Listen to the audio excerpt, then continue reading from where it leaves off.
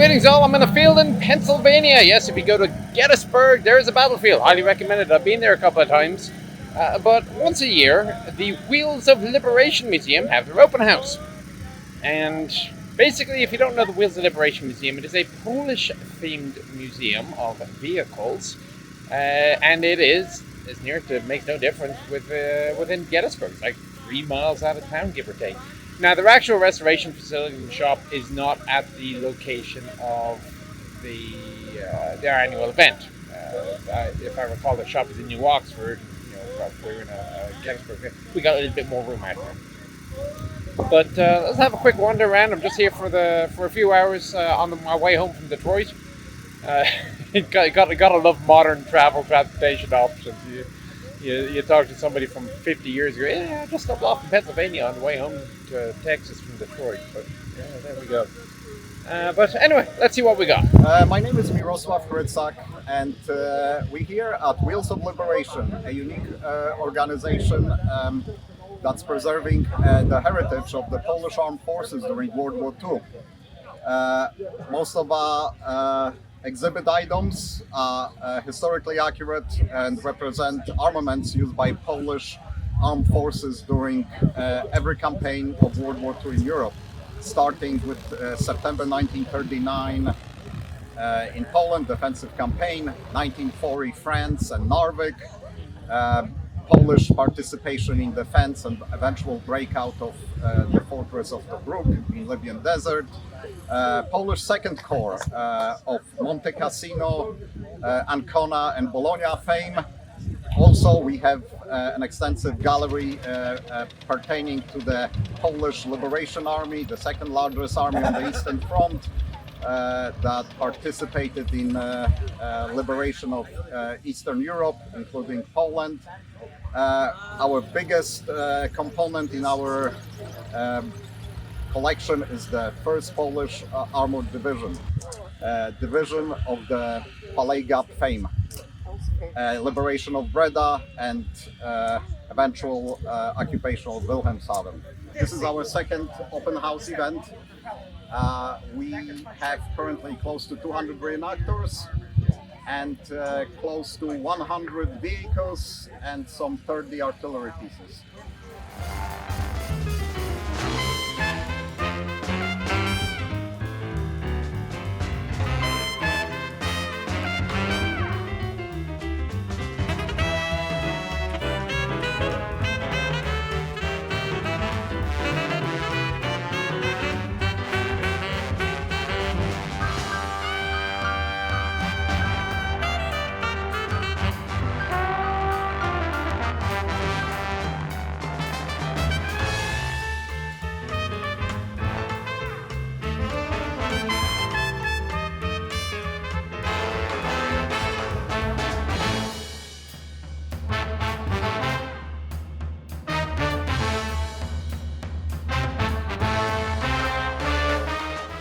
At some point in my adult life, I decided simply to change scales from 1/35 to 1:1.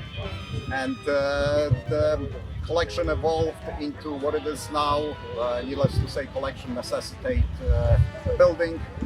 So the idea of museum evolved in that direction. Right now, we are housed in the building behind us.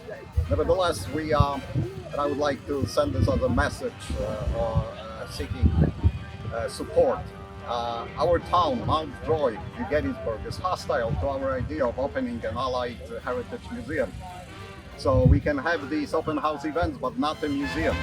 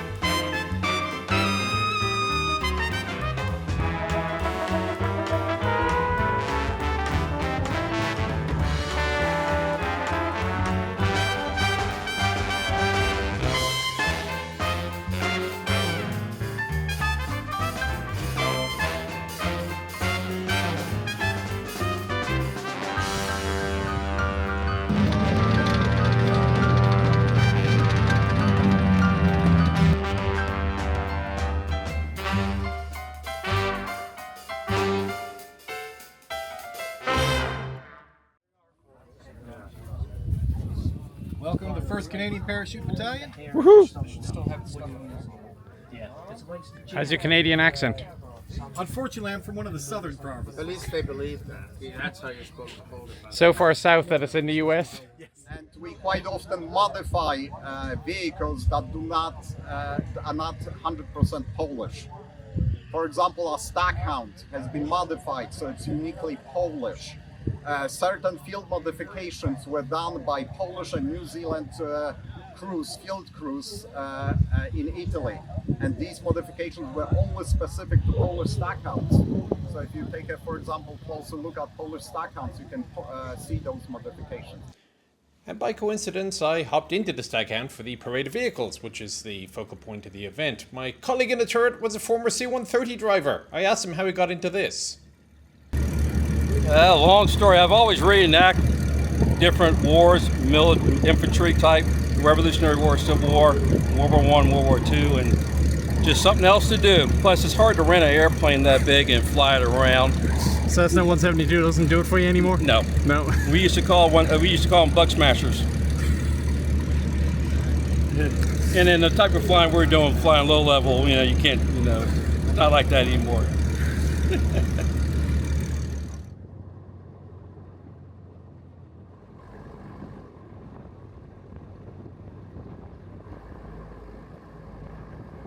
As we were driving around, it became really driven into me just how criminally underattended this event was.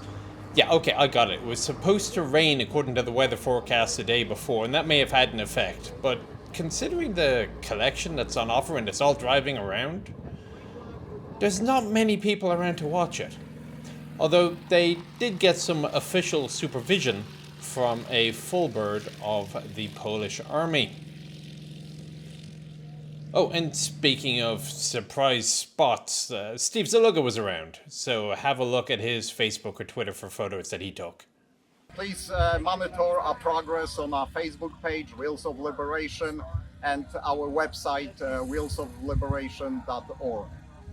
Well, that's it. The day isn't actually done, but I got an airplane to catch, and it's about an hour to the airport, and it's 2 hours to the flight, so I'm going to leave it there. I hope you get an idea of what they got here. It's a nice little collection. Is it Tank Fest? No. But the vehicles are fairly unique. You're not going to see a Polish collection very many places. And the thing is, this is not that hard to get to. I mean, you look on the map where Gettysburg is, come here for the battlefield. Come here for this. And just keep an eye out on their Facebook page for their next event. I get it. The event just happened. It's not going to do you any good for this year. Keep an eye out for next year. Alright, hope you found the little brief visit interesting and informative. I'll talk to you on the next one. Take care.